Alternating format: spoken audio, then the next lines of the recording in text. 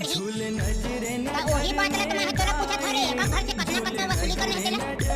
मोर बात ला मानथन रे त एक घले नहीं 1000 रुपया के चंदा वसूली करा त लास्ट में भंडारा करवाओ सारे कैसे भाई पकड़ो बने रेट ला कहा था नहीं बोल ला बने कहा था सारा जरहा रोटी खवैया एने सारा तोरे घर बहली जाबो चंदा वसूली करे बार तोर काई के हाथ देखे धुनी देवे तन पता चल जही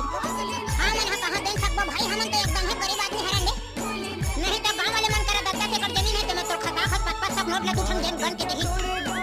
चुपना रे हराम खोर हो फिर तोहर झगड़ा लड़ी चालू हो तू उन्नत नहीं है रे टुला कढ़ी का कहा थे 1000 चंदा वसूली करबो कथे त कौन हजी 1000 रुपया चंदा कौन होनी के बारे मोर बात सुन मोर हिसाब से ना 55 एक घर में चंदा वसूली करबो बात खत्म हां ये दे बात जमा